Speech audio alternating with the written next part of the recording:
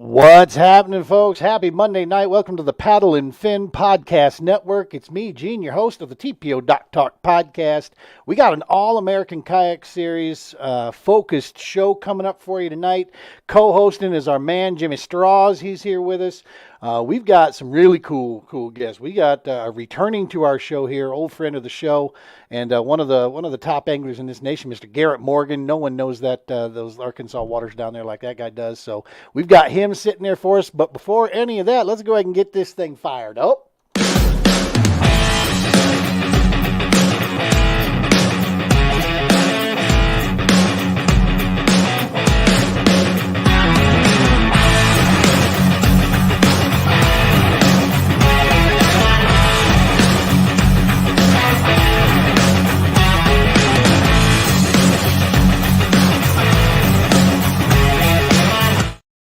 Happy Monday night, folks. Mr. Straws, how the heck are you, sir?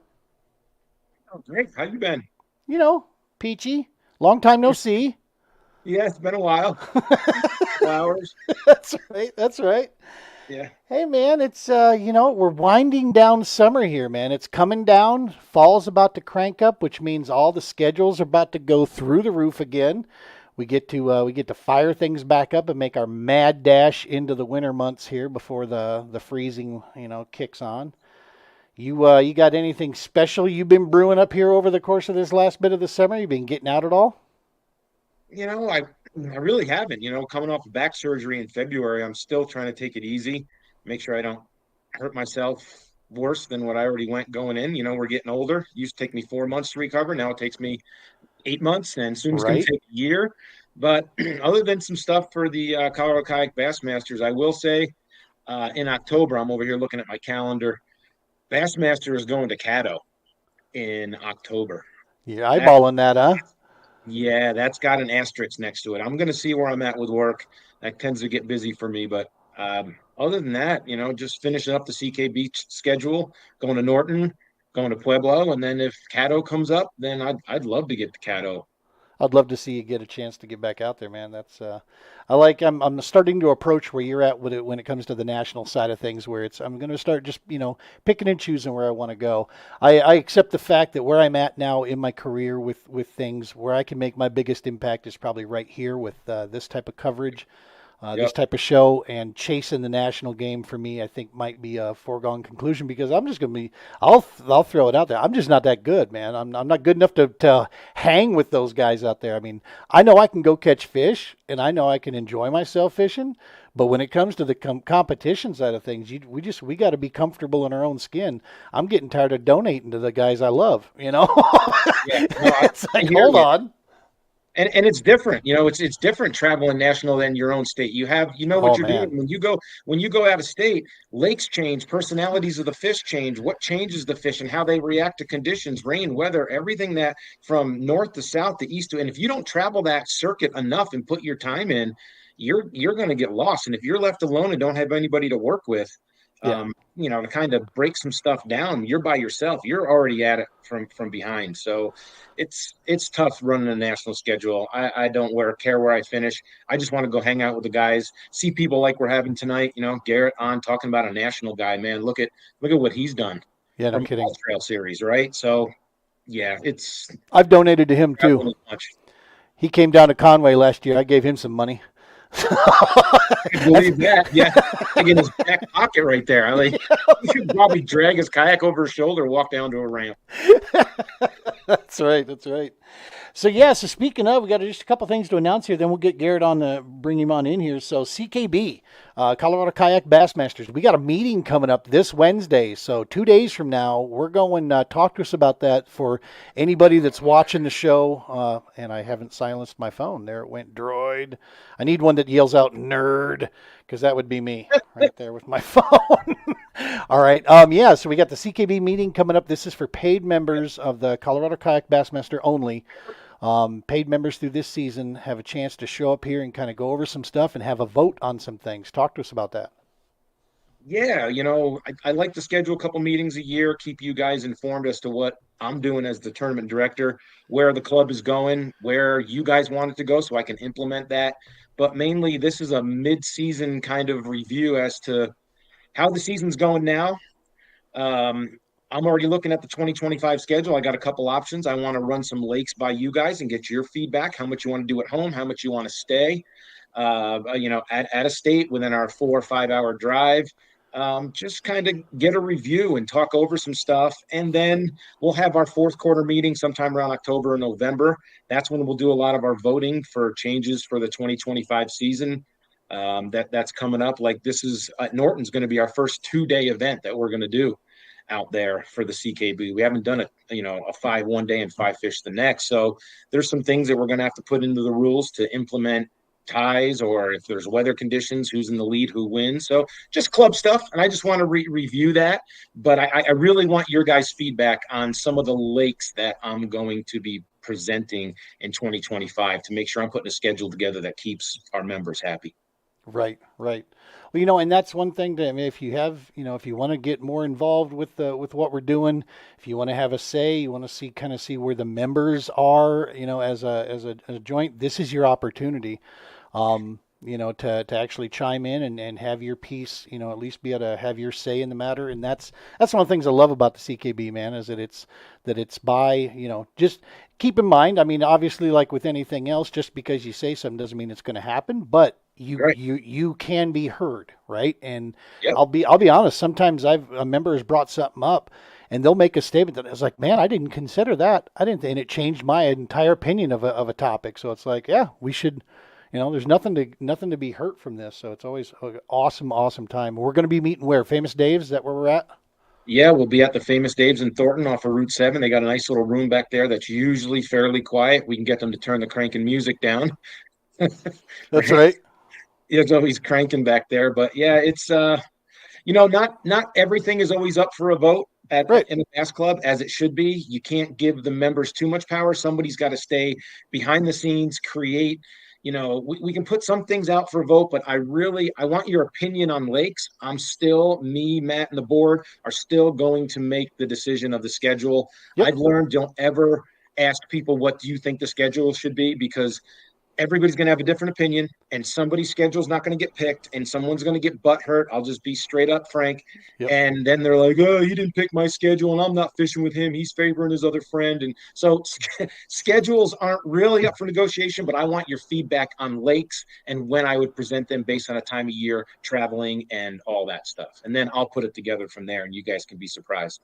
And then I can back that up by the fact that after being involved with the All American this past season and seeing what goes into this and being a part of helping to negotiate certain aspects of putting these events together, the general angler, the general populace out there, it is not as simple as this would make more sense to me. No, it doesn't, because there's so many other moving parts involved in this to bring these events to make them happen that we as a general angler or a competitive angler, even if you've been competing for 10, 15 years, if you've never been involved in this aspect of bass fishing, then you don't have all the information. And so, yeah, that's where we trust the leadership involved. You'll make, and dude, you've done fantastic. Your track record speaks for itself. We get great schedules. The only thing that ever gets in our way is freaking weather. That's it. I mean, other than that, it's been right time being at these places when we should be. And so, yeah, well, good stuff. So, and speaking of, some of the changeovers going on, CKFC just elected and announced new board members for next year. So congratulations to all those, the new folks coming in there. This current board has been awesome. Loved working with those guys. Looking forward to the new guard coming in. That's going to be good times. It's like every 2 years, right? Is that what it runs? I think they are for every 2 years. Yeah. Yep. So, yeah, appreciate those guys stepping up. The ones that did step up, these guys are experienced anglers. They're experienced around being around tournaments. So, it's once again, it's going to be moving forward with somebody who's got that club in good hands. Yep, so for sure. It's exciting to see that they're the OG of Colorado. Started it off for the kayak scene. They've been around 10 plus years. So, CKFC, Colorado Kayak Fishing Club, is one of the originals, man. So appreciate everybody that steps up to run it, because it's a thankless job being behind the scenes as a tournament director. Right. You don't get paid to do this. and it takes a lot of time. It's literally a part-time job, especially after season. This running the season is easy for me. It's the ones when I get to the last one at the end of the year, now I got to start filing for permits and dealing with state parks and talking about a plan and putting together applications and sending insurances, and that's when the work begins. From October to March, I'm jammed with scheduling. Well, especially here in Colorado now, 2 days, man, because they're making it harder and harder to just do simple things. It's, there's more paperwork, there's more garbage that you got to go through. So that's always fun there. Joining us right now, looks like coming from Facebook, Mr. John Rapp himself. What's happening, brother John? Catch his show tomorrow night on the Paddle and Fin Podcast Network, Rusty Hook Podcast. You don't want to miss that. John always has a great show. Speaking of OGs in our industry, he's definitely one of those. Yeah. Love seeing him stop by. And then, of course, a face that's not unfamiliar to the state of Colorado, looking at us chiming in from YouTube, Mr. Collins says, Caddo, let's go. And that's right. Yeah. We're going to be having guys talking. I haven't gotten to the loop yet, but I know there's a couple guys talking about going. Well, we've got I got some cool news with Mr. Matt Collins Fishing we get to share. He's going to come on the show and make the official announcement here. He's done it, I think, already on Facebook a couple times, talked about it. But we're going to have him on here. We're going to dig into the details of it and really get in.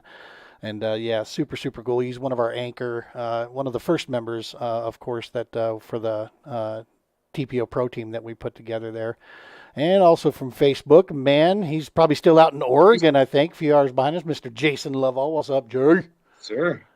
So, awesome stuff. Well, cool, man. We're hoping that going forward, we're going to get maybe with this next season, if you folks tuned in last week, you heard the news, the Doc Talk will be leaving the Paddle and Fin podcast network.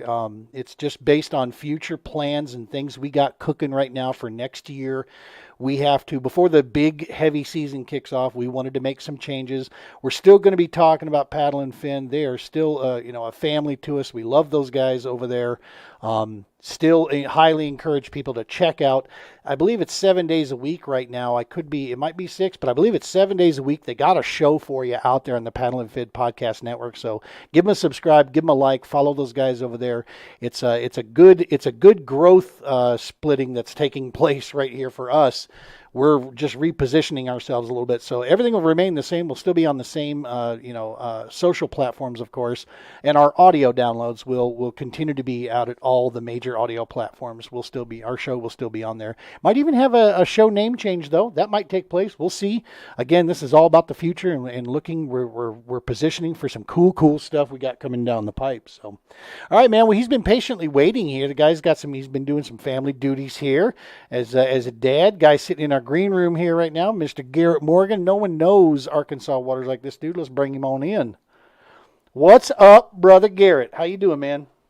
Oh, doing good. Appreciate y'all having me on tonight and ready to give a little preview for Lake Ouachita and talk about what's going on down there. So that's the first thing we're going to do is we're going to go around here because James had some pretty curse words for Google's voice deal that when I was like, no, that's not how you say it. According to Google, this is how you say it. So you pronounce it Lake what? Lake Ouachita. Ouachita. Jim, how do you call it? Ouachita. Okay. Right? And according to Google, I don't know if you can hear this or not. Let's crank it up. Lake Ouachita. Lake Ouachita. Yeah. And I'm not going to tell you what James said about that. G-rated with G-Money. We'll keep it G-rated with G-Money. That's right. Hey, man, so you say you're out with the kids there? You just got done with some volleyball, doing a little family stuff out there? That's super cool. Yeah, my oldest had a first volleyball game of the season. She's in 7th grade. So that went well. I think we found her sport. So that's kind of cool. That just kind of happened by chance. She's been in soccer for, I don't know, since she was probably 3 or 4. Oh, wow. And, she kind of blended in there with other kids, and she liked it.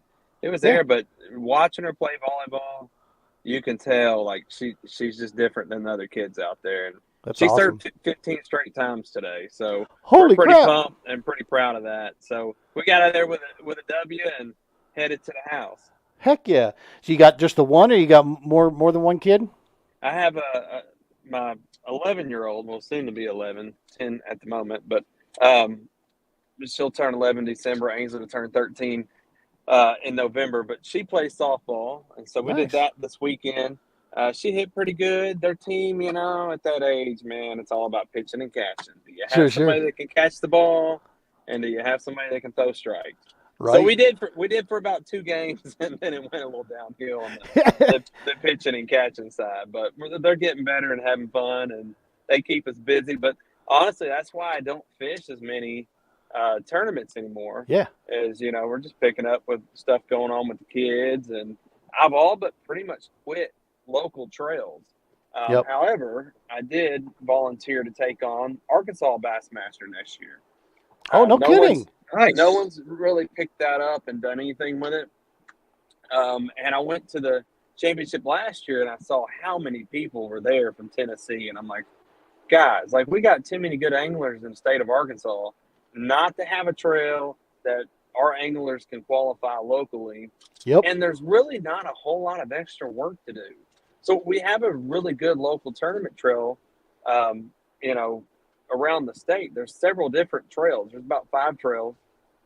They're all very strong. So my vision is I'm just going to partner for one event with each trail, and there's our series. There you go. We just get a different sponsor to take care of those trophies for us, and there's really no more work on anybody's part for the most part. Right. Now that's the way we do this, man, is by working together and doing those type of things. We're doing something similar out here, kind of, in that we've kind of extended the olive branch to a lot of our partnering states' bass clubs around us. And so, we went and helped boost Nebraska's numbers. There was 10 Colorado anglers out of a field of 24 anglers. There was 10 of us that went over to Nebraska. That allowed them to send 2 people, from their state as opposed to the 1. And so we're kind of hoping to be able, with us, it's going to be a little different because we have a pretty solid, consistent base of between 25 and 30 anglers that show up. So with our club, and so we do request that if you're going to fish with us in the championship, you got to at least fish 2 events. And, that's the anglers, kind of helped, request that because we didn't want anybody poaching anything. It's no, if you want to come deal with us, we have stingy ass water out here, so we get pretty protective of our stingy water. So. Yeah. But no, man, speaking on your deal there, dude, it is you're doing the right thing. I've got 2 adult kids, man, and the years that you have right now, these are the special years. I coached sports for 18 years when I was doing that, and the fact that they're involved, that they're having a good time, dude, they're learning such key lessons and things in when they're out there that they're going to carry with them the rest of their life. These memories will stick with them. So it's super cool to see a dad, especially a guy like you that's a high skilled, one of the highest skilled in our sport, and you're making your priority choice. I look at that stuff and go, hell yeah. See, you got brains. Well, that's why he's good at that. Because those dad moments you don't get back. So that's awesome. Well, they're both at the age where it's getting fun, right? Where there's actually a competition, and sometimes it's coming down, to the last inning of a game, or a last serve at a volleyball game. So there's not a bunch of whistles and a bunch of stoppage. Right. And that's what I said. I told my wife a long time ago, if my girls ever chose to play basketball, she'd be there by herself. I'm not watching little girls try to play basketball. It's like double dribble, out of bounds, walk. It's like constant whistle. So I've managed to avoid that, and I hope we stay on that. Because, man, that's painful. But, the first year of softball or 2 where the girls were actually pitching, that was pretty tough to watch, but we got through that. That's awesome, dude. That is awesome. Are you the dad that's always yelling at the ref? Come on, make a better call. No. You're kind of low key. I'm super low key. I don't coach my own kids because I know I'm too competitive, and I go to the games and I just, other than cheering them on, I just kind of sit there and shut up. Now, There was a moment this last tournament softball where I did just get up and go sit somewhere else. So the catching for our team got that bad, and it's one of those things, where it was like, oh my God, I'm gonna go over here and play on my phone until this inning's over. Yeah. You know what he did? He had the opposing team shirt underneath his original shirt. He's like, man, this is horrible, man. Watch this. Watch this. No, so I had that's when you go over to the other bleachers and yell at the ref. You know, stand over there on that side. Yes. Come on. You blind ref. Yeah, so I had my youngest, who's now 22. Both my kids played hockey, and my kid, when he first started off, his idea of what was hockey was what he saw of the Colorado Avalanche, and what he saw on his Xbox game. That's what he thought hockey was. So here this 8-year-old is, and the only other redhead that he saw was our enforcer, Cody McLeod, on the Avalanche. So he thought what the name of the game of hockey was to go out there and yard sale people every chance you get. Well, at that age, too, he was usually bigger than most of the other kids. So here he goes out in the 10 and under league at 8. And oh my God, dude, I'm telling you, he was just trashing people out there so bad that as I'm watching it from the stands, a couple ladies over here, oh my gosh, who is that 18 kid out there? I'm just like putting my head down. I'm slinking back into the background like, yeah, who is that kid? Holy crap. Well, good stuff, man. So we're coming up on, we're coming into your backyard there. Oh, Lake Ouachita. I'm super disappointed that I'm not able to fish this one. I just have a commitment Sunday. Right. But, I'm not getting a chance to defend my title at Conway since they drained the lake. Right. Which I'll tell y'all, in 8 years, that's going to be a national destination. It's going to be a miniature version of Lake Fork. I guarantee it. Holy Moses. Guarantee it. I always wondered why it wasn't already. Producing more 10, 11, 12-pound fish.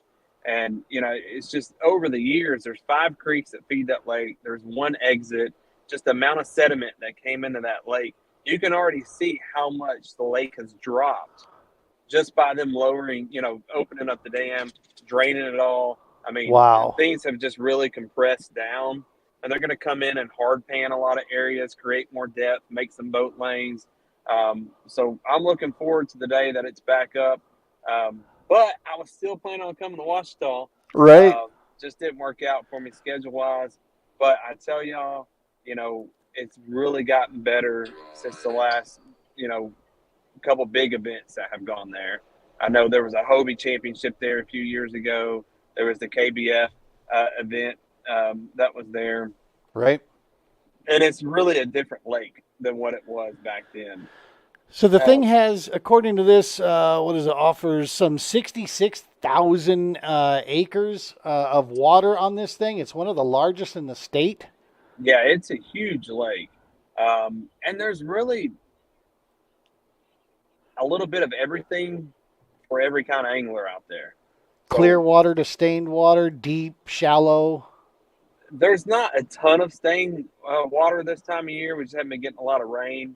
But I'm sure you can find somewhere some wind-blown banks and stuff are where there's some clay or something on the bank where that's kind of mixed in, maybe some spots up in the river. But what's so different about that lake today than when we fished it for the HOBIE and for the KBF event those years back, gosh, that was like 2019, I think. Yeah. There's so much. Yeah, there's so much more grass in the lake now. So grass really plays on this lake now. That didn't used to be a thing.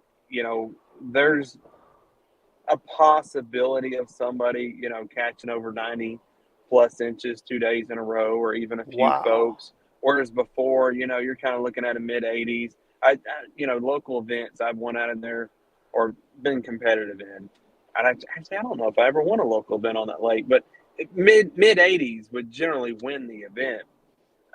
Whereas now, I feel like you got to get 91, 92 or so. I'm not going to say a person can't go out there and catch 100 on one of the days.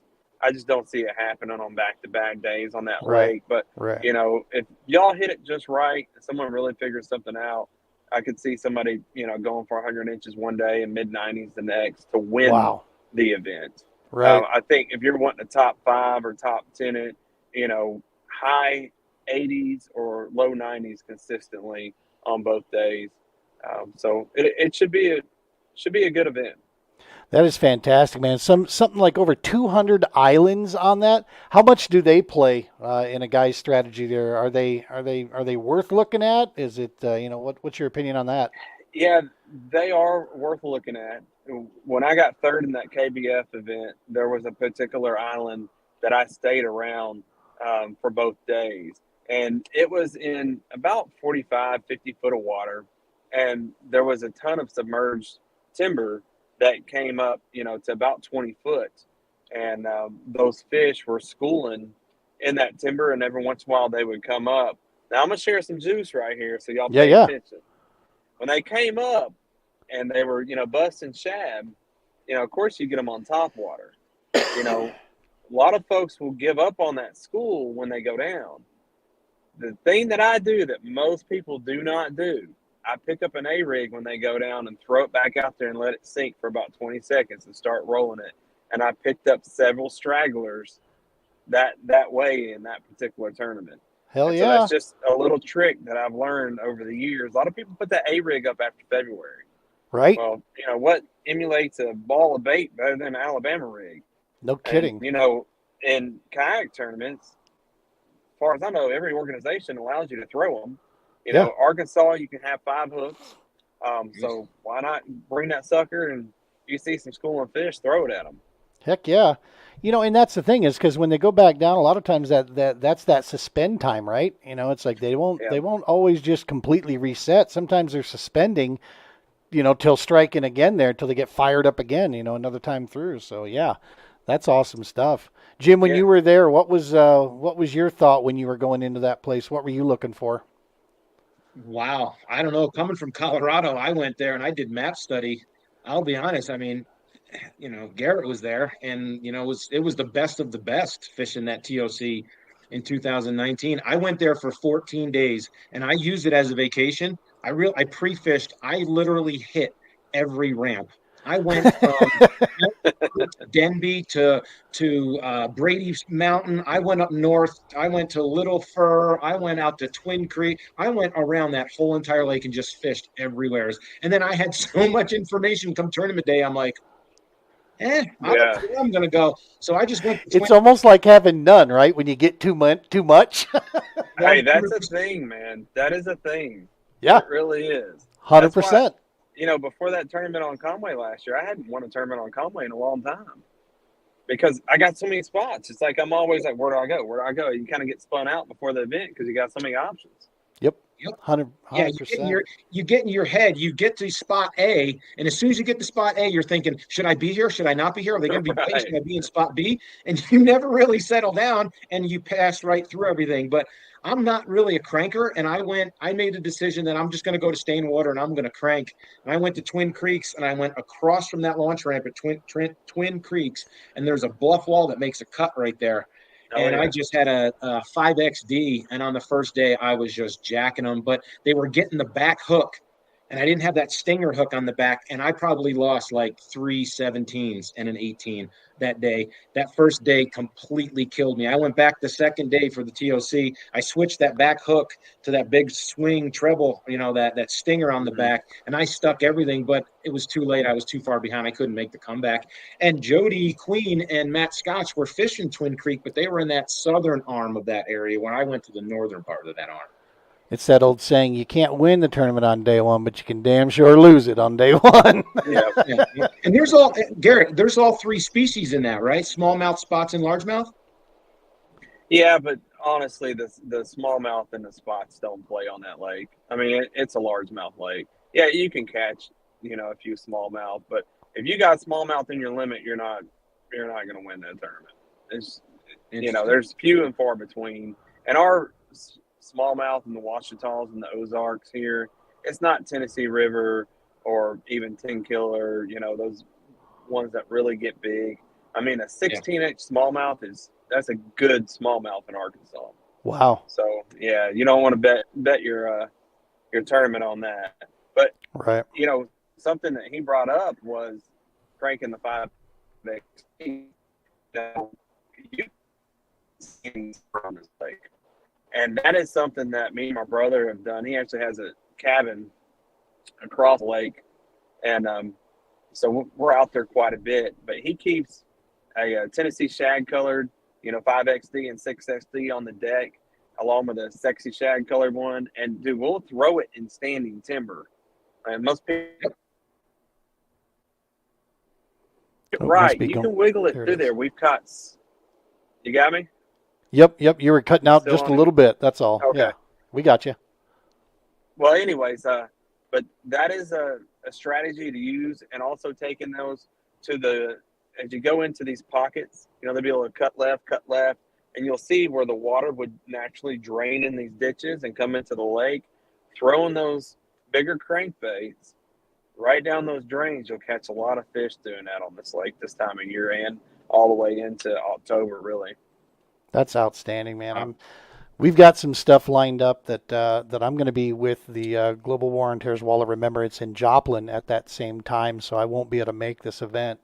But yeah, it's definitely one of those that I have a feeling that have to get some guys together, get down there, and just get some, maybe make a content run to get down there and just take a bunch of content, hang out, and enjoy it, because it looks like it is just beautiful. Now, I said this last week. My first introduction to Arkansas, brother, was coming from Alabama into Arkansas and going to Texas. Okay, I was cutting right across the lower end.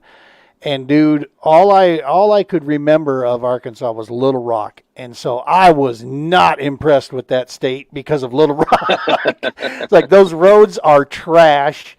And oh my God, the traffic. It was just brutal, going through that area.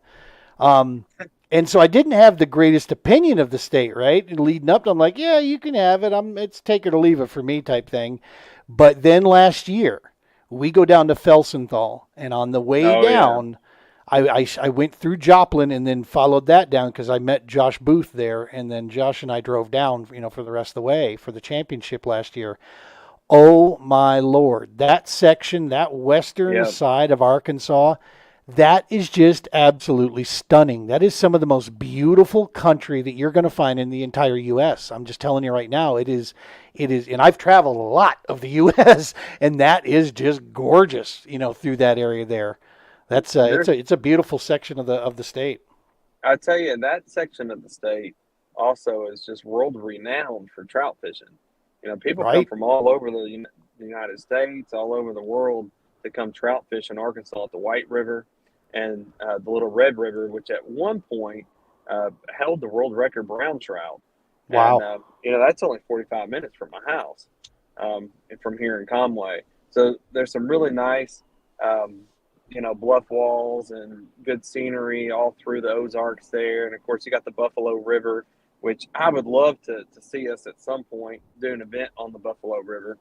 It's one of the only dammed up, or not one of the only rivers not dammed up in the state of Arkansas. It's a national river, really pretty area. But that's actually why I live where I do in Conway. I can kind of get to all that stuff up there and still run down the hot springs and fish those lakes down that way as well. It is definitely, you're in one of those areas. I mean, one of the cool things seeing here about the lake, it doesn't freeze up. So, I mean, you've got literally 12 months to fish that thing, it gets cold, I'm sure, but it doesn't completely freeze over. So it's, as long as you got moving water, man. I know we have one lake in the state that comes pretty close. That's Pueblo. It stays usually no ice on it for the most part. And we got guys that'll fish 12 months, basically going down there even in the coldest of terms just to get a chance to try to fish, when you can. So that's super I'll cool. tell you, something to warn anglers about down there.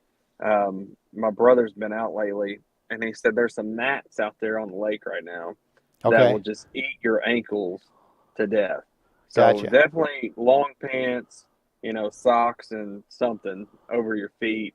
And maybe want to even grab one of those little cheap nets from Walmart. Apparently the gnats have been really bad around the standing grass that's on the bank there.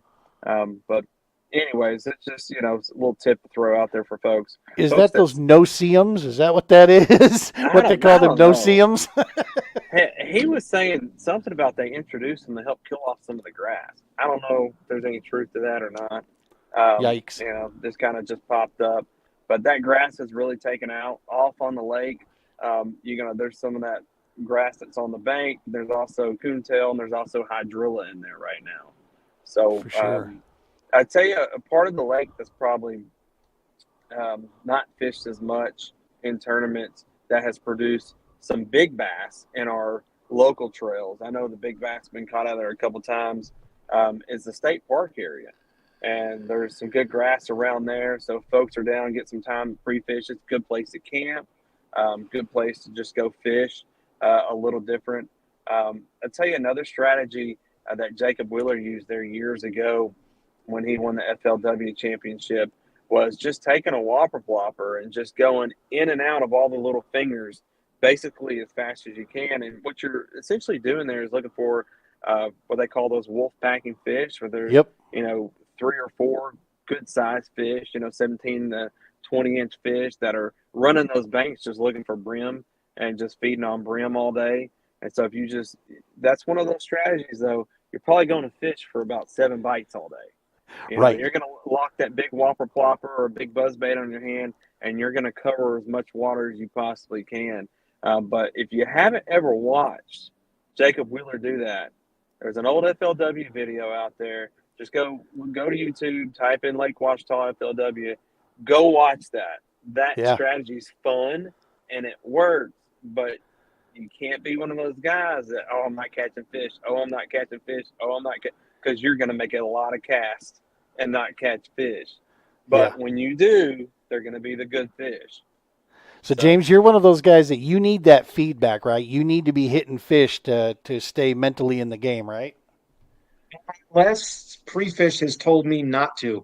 I just find it hard to go, I know this is going to work, but I really don't know that it's going to work. So to lock something in your hand and you go an hour and a half and not get bit, but you'll still stay committed and focused to that bait, especially a topwater, because you get lazy on those topwaters, right? And you're just going through the motions after an hour and a half, and all of a sudden, and if you're not ready, you're just like, and nothing happens, and you just sit there like, I got to set the hook, right? And you're like, whoops, I just blew that, and there goes another hour and a half.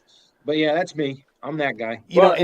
I've died on that sword many, many a times where I just get so stubborn in my head that I'm looking for big fish. I don't care about little fish. I want big fish only. So yeah, if it's 6 bites, 7 bites, fine. I just got to fish clean and land them. But yeah, here in Colorado, you got to be in places like Ouachita, because there it has the population of fish to pay off. Here in Colorado, that technique will not work simply for the fact that we just don't have enough fish in our waters to support that kind of fishing. Yeah, you can get a big one, and that'll be what you get for the day. And maybe if you're lucky, you'll get that big one. We just, our fisheries aren't as healthy as like what you guys have, in the rest of the world out there. But yeah, it is a fun way. I don't mind it myself. But, for the jig fishermen out there, there's bluff walls on this lake. Iron Fork is a river that's on the north side of the lake that if you follow that river all the way out towards the lake, there's bluff walls all the way down, towards the lake. Some good chunk rock in places. I've, cashed a check in a local event there on one of the bluff walls in the past, just throwing a jig. But, yeah, there's a little bit of something for everybody out there, in my opinion. That's awesome, man. And folks, we're talking about the All American Kayak Series coming up. What do we have here? Where'd that calendar go that I just had? We are coming up on this event here for September 14th and 15th. Lake Ouachita. There's still time for you to go out there. You got a couple weeks here. Go get signed up out at Tourney X. Jump on in there. No membership is required to fish with us. You can. The only time a membership's needed is when you're going for AOI points this year. We did a lot of changes to kind of make it easier to come fish with us. I know what is the big club in Arkansas, Niska, and what is that? The Natural State, is that the big one that's out there? It's Natural State Kayak Anglers, NSKA. Yeah. And there's a branch in Northwest Arkansas, and then we started one in Central, probably about 6 years ago or so. Nice. So it's the biggest one in the state. I would suspect a lot of those guys will fish it. The guys from KBA will definitely jump in it. That's their little area down there in Hot Springs. They got some good sticks. that if they jump in it, they'll be competitive down there. So I'm going to be watching this one, man. It's going to be fun to see who figures something out and comes out with some big fish. Well, and we have our new format that we introduced this year is our 10 fish format. So basically what it is you catch your 10 fish, and it doesn't matter when you catch them. It can be day 1 or all on day 2. Oh, I like that. Yeah, it's your 10 best fish is how we're going to count it. So you don't have to worry about preserving a honey hole, man. If you get in there and you get on a wad of them, burn that thing down. Burn that mother down. Yeah, get your 10 fish up on the board, and get them in there. Or if you can't make both days, or whatever, you can, because we do have guys that need to cut out early, or some guys that go and light up the scoreboard really hot on day 1. They can take it easy on day 2, go get some biscuits and gravy somewhere and then go get on the water. I mean, you're really kind of making a case for me to sign up for this thing. I'm just saying, dog. After you've given all this juice to us. Hey, and don't tell this guy to go out to breakfast, because I know after in 2019 we're at Ouachita. We all went to Lake Forth that February in 20, and he and I both launched out of Coffee Creek. And then all of a sudden he's like, man, this place sucks. I'm going to breakfast. He pulled out and he went to breakfast for 2 hours and then wax on him. And what'd you take? 3rd, 5th, 4th? I did cash a check, but I can't take credit for that, man. I tell you, there was a guy I used to fish with that told me this story about his dad doing that. He's like, man, yeah, me and Dad, we down here fishing on Millwood. His buddy I grew up with in Texarkana. He's like, we wasn't having a good day at all. So, hell, we loaded up. We went and got breakfast. And then we came back and fished, and he won the damn tournament. I was like, what? So that morning, it was going bad. And I mean bad, brother. It was not good at all. And I'm like, yeah, I'm gonna go find some breakfast and, dump in somewhere else and go see what happens. But every once in a while, sometimes you just need that mental break from yourself, That's what I was going to say. It's proof in the pudding that this game is so mental, man, that we run ourselves over so bad that sometimes, however, you got a breakfast, you just take a break. Sometimes I've literally gone back to the pickup and just had to sit down in the pickup real quick, look through some extra tackle that I'd brought. It's like maybe something else here, and just kind of reset your brain and like, okay, let's get back out there now. Let's go do this again, and let's get after this. So yeah, it's if a lot of guys, the real good guys, you guys do it out on the water during competition. They reset themselves or whatever. And then, you got guys like Garrett that'll just rub salt in the wound, but it's like, yeah, I'm a head out for a little bit, then I'll be back. See you later, sucker. Our state champ did that last year in Colorado for the Bassmaster State Championship. He come in, he fished, he had to check out because I think he had a baseball game or something he had to go do with one of his kids. Game. I think it might have been a soccer game for his daughter. Yeah. He went and did a soccer game, then came back, finished up, won the state championship for us here. Yeah. It's like, you jerk. The rest of us are out there grinding away. Let me ask you this, Garrett. You're going to take over the Bass Nation Arkansas series next year.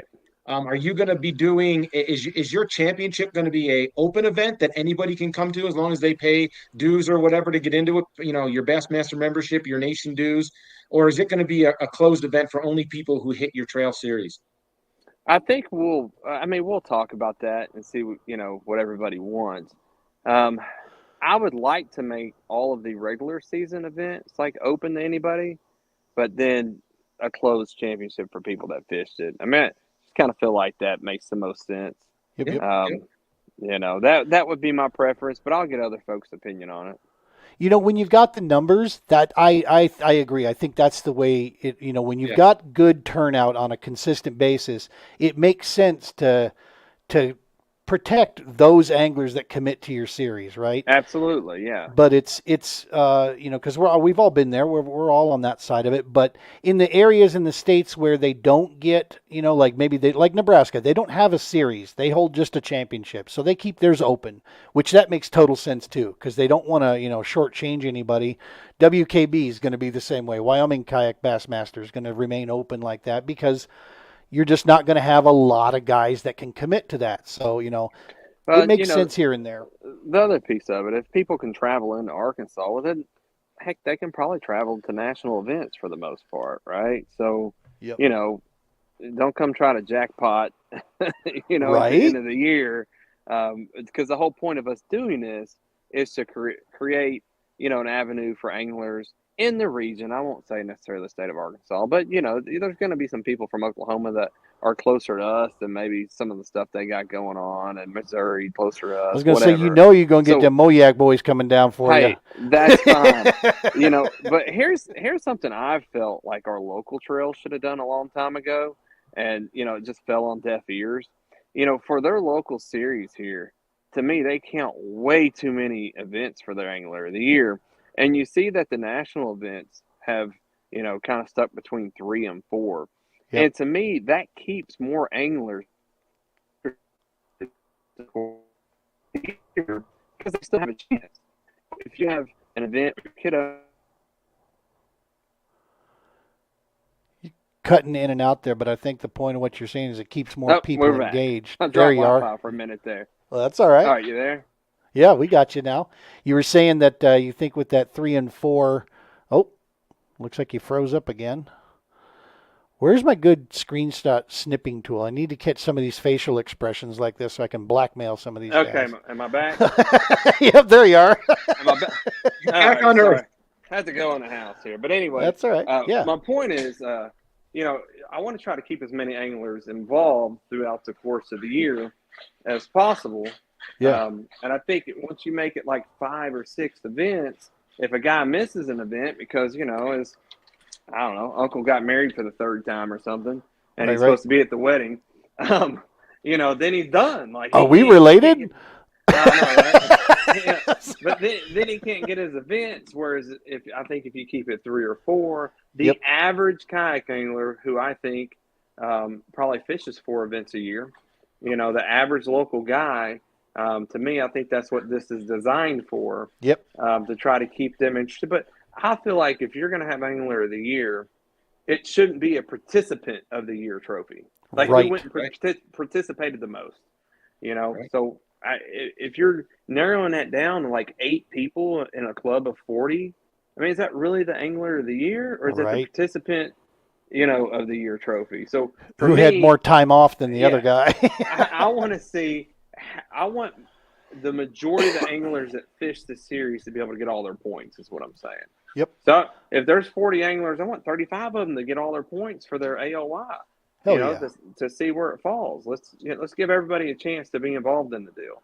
Well, these guys are lucky, man, to have you because, I mean, you fished at the highest level, that our sport has to offer right now, man. And so you've got a good grasp and your thumb on the pulse of things right there. So like we have here at the CKB with Jim being at the helm, he knows what we go through. He knows what we're thinking, in there. So he tries to set us up for success like that as well. So I'm excited, man. I'm going to continue to put pressure on my wife to get, because I keep telling her I want to get a condo like in Missouri somewhere that we can sneak off to for 3-4 months out of each year, get out of here for a little while and then come back. And I'm like, yeah, shoot, Arkansas is a hop, skip, and a jump right down across the border there. Hey, that'd be a lot of fun. I guarantee you, all you have to do is type in timeshare Branson, and something will pop up. Oh God, yeah. Branson. My wife told me that's the old people's Las Vegas.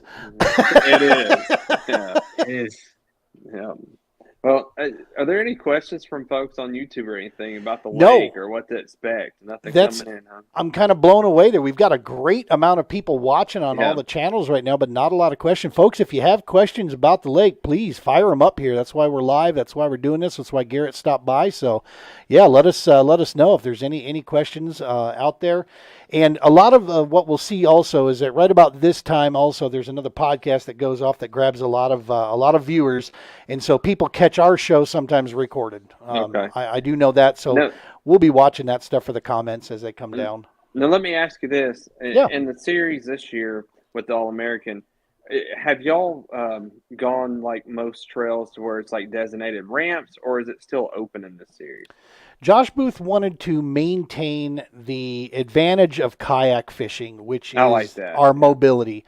So no, we have boundaries, and Okay. as long as you can launch within boundaries, then you can go just about anywhere. As long as you don't portage, that's the key. You can't come out of your kayak to get where you want to get. So if there's some folks with some trucks, they don't mind getting scratched up.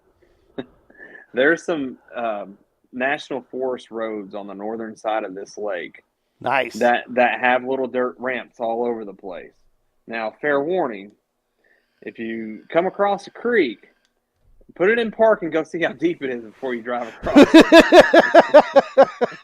This sounds like an experienced statement right there. Well, that was from my brother, but he pretty much he drowned a tundra out there. Oh no. But anyways, insurance covered the cost, but right. It is what it is. But yeah, there's a lot of kind of out of the way hidden spots. Now you will get your truck scratched up, going through some of that stuff. So if it's something that's near and dear to you and delicate and you keep nice, probably not the thing to do. But if you're coming like me and mine's scratched and didn't at this point, I don't care. There's some really good places to try to get to on that north side of the lake.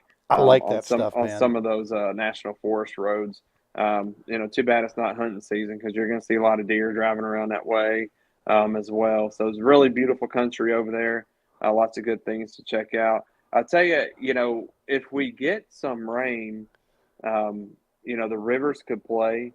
Sometimes that water comes in, can be a little bit cooler, whether it be over at Iron Fork or the Ouachita River or over there at Twin Creeks where James said he fished.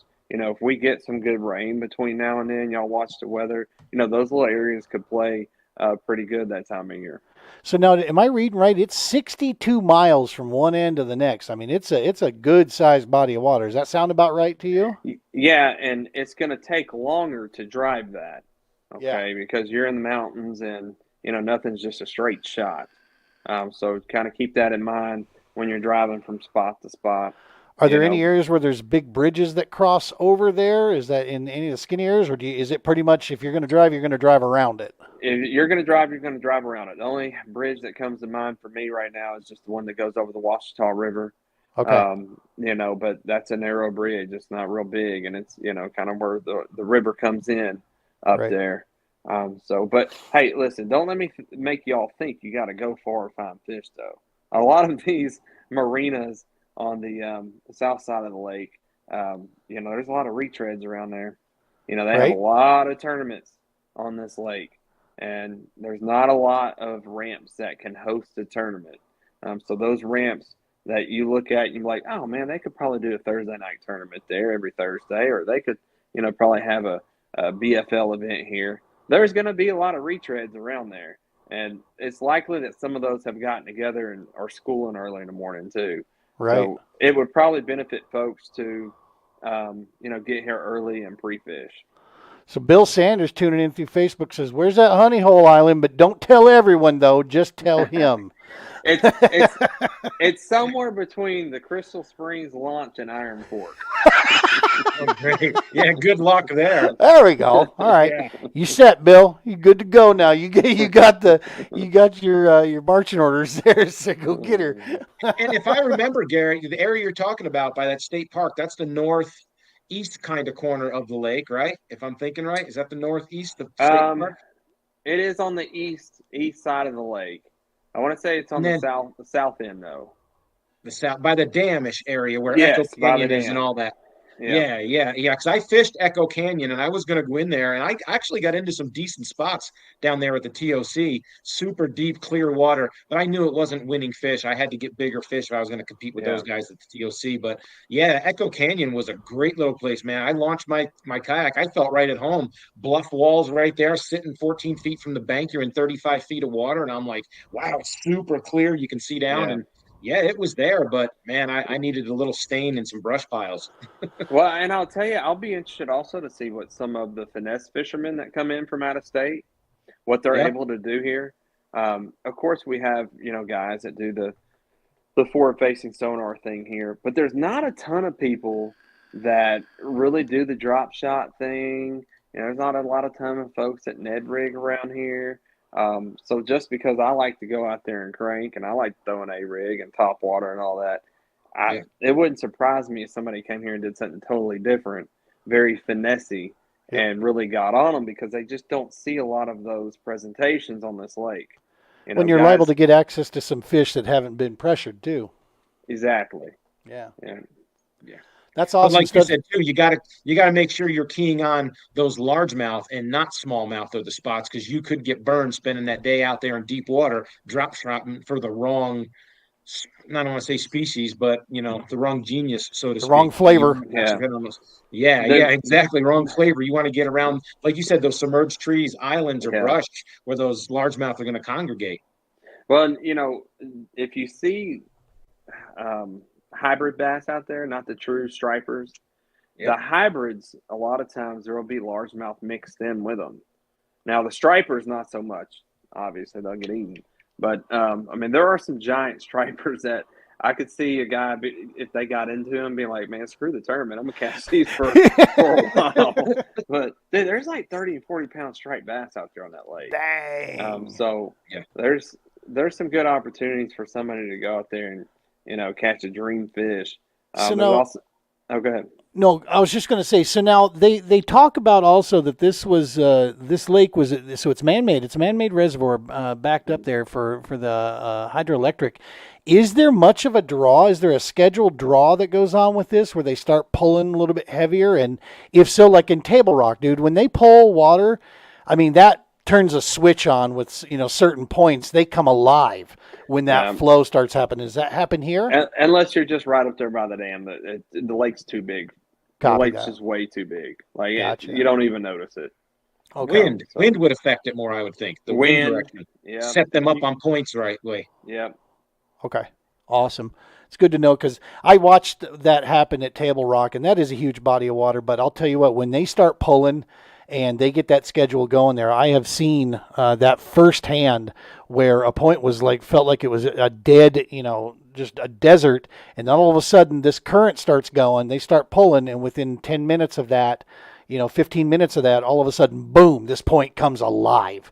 They just start moving into this area. It's like, oh my gosh, I had no idea it could affect that much, but I know that doesn't happen on many of the bodies of water out there. Our lake that does that here is Dardanelle. Dardanelle's the lake around here that if they start moving water, it's on. Got it. Good to know. Mental note taken, right? I saw that green. He's like, it's on. Dude, it is. Hey, I'll tell a quick story, but I was fishing an area at a local event probably 2 years ago or so, and I was leaving the area, and to get out of this, backwater area, you had to go through this pinch point. About the time I'm pulling up to it, water just starts getting sucked out of there. And so I take a topwater frog because I heard something kind of blow up. And I just skip it, in this little pinch point. And I backlash.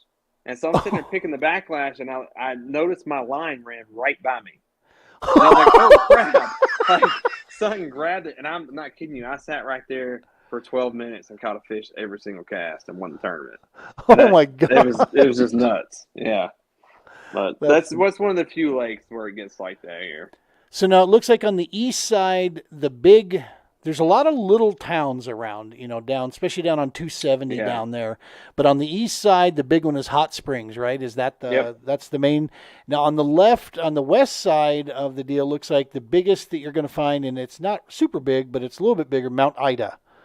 Yeah, there's basically nothing there. There's like a grocery store and a gas station, maybe. So. Good to know. Good to know. But as far as amenities and stuff, it all seems to be pretty much south on the southern side of the lake, for sure, is where you're going to find the amenities and such in there. Looks like camping's kind of the name of the game, or there is a resort here, and I'll let you folks know here shortly coming up. We were set to work with these folks, but there's been I don't know what happened with the communication. It seemed to die off there, so maybe new people have taken over with certain areas. But Mountain Harbor Resort and Spa is who we were going to be working with for this. You'll notice their names all over all of our stuff for promotion, but I've not had any feedback from those folks just yet, because we're looking to do the awards there is what we're trying to get done. Hopefully by tomorrow morning, I'm going to be calling them back up here and see what we can get locked in for the awards there. But that seemed like a really cool place there, that Mountain Harbor Resort. Yeah, all those little spots around there. There's plenty of Airbnbs and hot springs, lots of condos and hot springs, lots of hotels. Nice. So Hot Springs, is a pretty good little town there. Downtown after 10:30 can get a little sketch. Gotcha. but if you stay kind of around the interstate area for the most part, you'll be good to go. Yep. We've stayed in a few of those places. We got one of those down way south for us called Trinidad.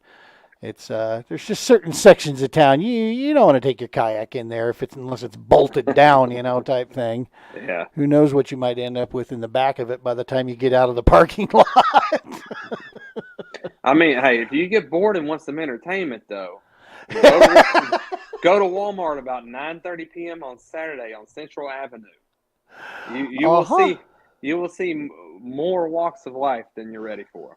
Absolutely. That's pretty much all around the country at Walmart. You can find that. Listen, Hot Springs on Central Avenue is very special. Trust me. You don't want to miss that. So if you get bored, you need to go down there about 9:30 at night on Saturday. Awesome stuff. It's very interesting, that's for sure. Awesome stuff. So that's where we'd find Lambert and the boys hanging out down by someplace like that, some grungy rundown bar out there is where those guys would be hanging out till midnight the night before the tournament. Yeah, they'd probably be more towards downtown. Now the casino, I will say this, the casino is kind of downtown, and it is actually nice. They've done a lot of work at that place. It's at the horse track. They do have good security there, secure parking. If you're someone that likes to, go spend $50 at the, whatever table or in a slot machine or something, go give them some business. That, they've done a real good job of making sure that's all good to go down there. And it is a lot of fun. I haven't checked. Sometimes they have little concerts and stuff down there on Saturdays. Nice. Might be worth looking into. But that little casino resort really has blossomed and actually become something. That's cool, man. And that's one of the cool things about with us traveling around the country, even, regardless, is the being able to support these local economies, that host us like this. That's a big deal. It goes a long way when anglers do that because we can, when it comes time to start setting up that event again, we can use that influence, right? And we can talk about that no, man, it's, we've had, 40, 50 anglers coming through. They're hitting those grocery stores. They're hitting, especially kayak anglers. They're hitting the campgrounds. They're hitting the gas stations, and we can bring that economic little bump to them, to an area. Well, I'm about to have to go, but I'm going to give you one more little piece of juice. A little area we haven't talked about yet. Okay. Blakely and Little Blakely. So this was an area that one of the top 3 anglers on day 1 of the FLW event was knocking it out of the park. Okay. Outstanding. There is a grass line that runs one of the creek channels there, if you can find it. And if you can find you some red bug colored old monster worms with about a 3/8 ounce weight, if you got some nail polish, paint that thing with some red glitter. I'm not making this up, bro. Are you screwing with somebody right now? And if you got a green hat, wear that on the day you throwing it. I'm telling you, drop this thing on that grass line and be patient with it. If the sun's up and it's becomes a hard bite, you can catch some big fish that way. So Scott, I'll tell you, I can't take credit for that one either. I learned that trick watching Scott Suggs. All right. Yeah, he knows a thing or two about that neck of the woods down there. He's won a lot of money on that lake. You can get you nail polish at Walmart on Saturday night at right. roughly 9:30 on Center Avenue. Is that what you said? Central Avenue. Central Avenue, yeah. That red bug colored old monster worm does well down there. Outstanding. Well, listen, man, we can't thank you enough for taking the time out of your day and spilling juice like this for the anglers that are going to be coming in there, dude. This is seriously from all of us. We don't have the words to express how appreciative we are of you doing that. I know you got family time there, so this means the world to us, man. That you'd stop in. I'm looking forward to following you out there a little bit more and getting you back on the show here when talking more about results here after after you get back out there and start cashing some more checks, having breakfast, doing what you're doing. Well, man, who knows? I may jump in and try to catch 10 fish on the first day, and hell yeah, at least throw my name out there and see what happens. Burn it down, brother. Go get in your 10, burn it down, and go home and collect your money sitting on a chair on Sunday. But anyways, no, I do. I want people to come to our state, have a good time. That's Hell why yeah. I don't mind sharing. Even when I help with the local club, we did a little show on Thursdays where we would do like a preview for the tournament and kind of, share Nice. with what's going on. Because, we want people to catch fish and want to come back. So Yeah. I hope it's a good tournament. I hope people have a good time down here and enjoy Hot Springs. Like I said, that casino resort really has become something. There's some good local venues to go listen to some live music. The best place to eat, though, Colorado Grill. It's a little All Mexican right. restaurant, and it's legit. Good margaritas, good chips and salsa. Awesome to hear, man. Awesome. the Colorado Grill in seeing Hot you. Springs. Yeah, great seeing you, G. It's been a while, so stay cool and tight lines, brother. All right. Thanks for having me. All right, you take care, Garrett. Later. Awesome stuff, man. So that dude, he spilled the beans on this place, right? I mean, we didn't ask him to get that in depth, but that was that's just who the dude is, man. He has no problem sharing with you. He wants, like he said, he wants people to do well, and he's when you've got the skill set that he does.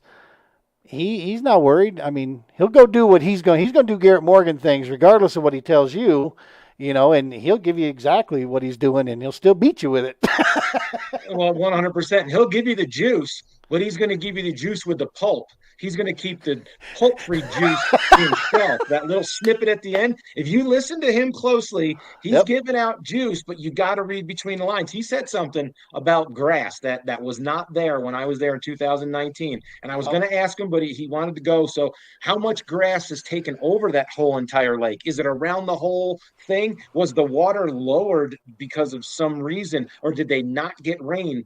And then they pulled water and it opened up that bank, and then that bank grew grass, and then the water came back up. Or did they plant something in there? What's the deal with that grass? Why did it all of a sudden take over? But he kept saying grass. So all you guys going into All American, run those grass lines, use that side imaging, use that 2D in practice to mark those edges. As you come over it, you can see it drop off that grass when it's sticking up.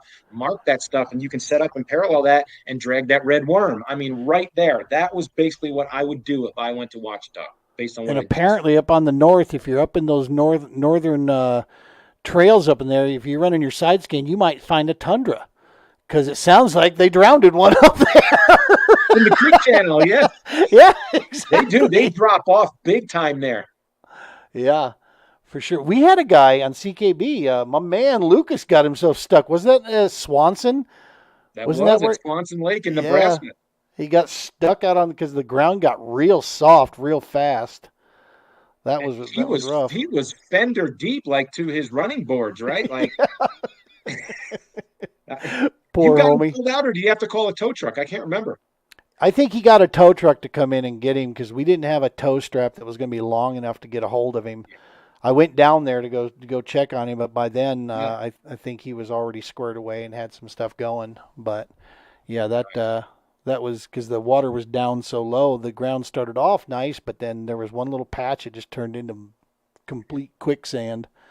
Yeah, man, this is going to suck not being able to fish this. I mean, it's kind of bittersweet for me because I'm absolutely stoked about going to Joplin for the wall. That's our primary focus, right? That's what we do these days. But still, obviously, the angler in me wants to see that. This might have to be a bucket list place where we just take a run down there, man, and do find a break in the schedule somewhere and go take a run and get after some of these, especially if it's early, because down there it won't be cold.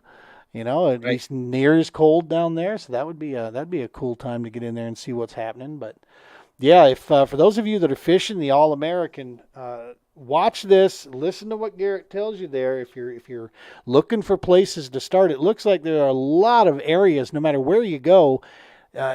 Look for your strengths, and you're going to find that stuff on here. You can fish to your strengths in here. And he gave you a couple big keys here. Greens is what it's going to take. So get after the greens. That's what your focus is on.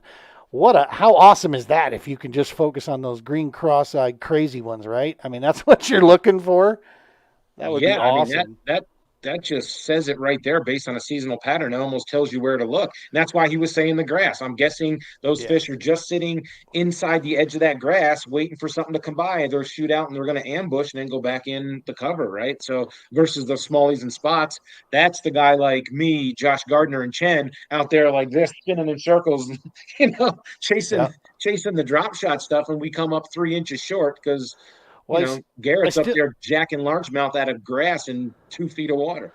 I still liked what he said about that. He's interested because when he was saying that about using the finesse techniques, he'd be curious to see how that. And I immediately started thinking of a bunch of Colorado anglers that have finesse fishing down to you're one of them that have a finesse fishing down to an art.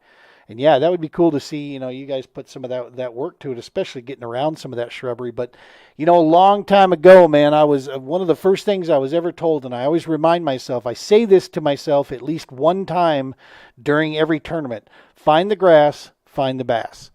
If there's grass, they will be there as long as it's healthy grass, right? The brown dead stuff, not so much, but find that grass out there and you will find bass. They use it. It creates oxygen in the water. It gives them a good protective ambush point. And so, it's I've seen them on the Mississippi River. I've watched bass hide in, 1.5 foot of water in grass lines. And they will come, you pitch in there just to the edge of it with a little craw or jig or whatever, and they will come smoking out of there, just to tear that stuff up. So it is real all across the country, wherever you go. So that's exciting hearing that they got it down there.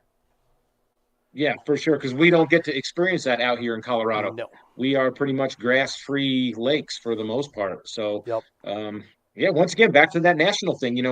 We cut our teeth here learning in Colorado in deep, clear western reservoir type situations, and we go to fish a national trail, and we want to get out to 10 feet, 11 feet, which is shallow to us. But, man, the people like Garrett and Cody Milton and Russ Schneiders and all those guys that are at the top, they're all fishing 4 feet or less most of the time, and they're whacking the heck out of them. So it's just a learning experience. Once again, like, keep your mind open and don't let your style dictate how you fish all the time. Break the body of water down based on its personality and geographic location. Good stuff, man. Good stuff. All right, brother. Well, let's go ahead and wrap this thing up here. This was an awesome show. All American Kayak Series going off here in September. Go to TourneyX, get signed up. Again, you don't need to be a member. You can fish this event with us. 10 fish format. Catch your 10 fish either day. You have a great day one. Take it easy day two if you want, or just keep your foot on the throttle and on the pedal there and keep going for day two. Or you have a rough day one. Guess what? You're still in it because you have till 12:30 on day two to get out there and bag that thing up. So go find you a big old nest of them, big old wad of fish, and put your 10 fish up. We've had many anglers so far this season cash checks. After day one, they were way out of the money, and after day two, they went out there and made up a ton of ground. Next thing you know, they're cashing a check before they leave from the deal.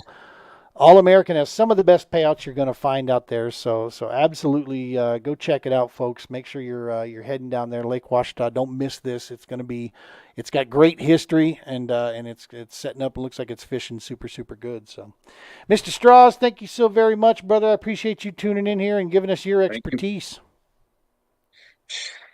I don't know. I wouldn't say expert. Well, you got a lot of experience, man, and that's always good to pass that kind of stuff around. Folks at home, make sure smash that subscribe button, hit that like button. Again, that's what keeps us moving here. YouTube, subscribe. That's the main thing. Tell your friends, tell your uncles, your aunts, and everybody about it. Get out to YouTube. Get a subscribe going for us. That's a big help out there. And check out the Paddle and Fin. 7 nights a week, there's a show on somewhere on the Paddle and Fin podcast. Guaranteed you'll find something. It's all about fishing, all about kayak fishing. Great guests, great hosts, great shows. Check them out and make sure give a good subscribe and a good follow as well. Mr. Strauss, thank you again, everybody out there. Tie lines. Be safe.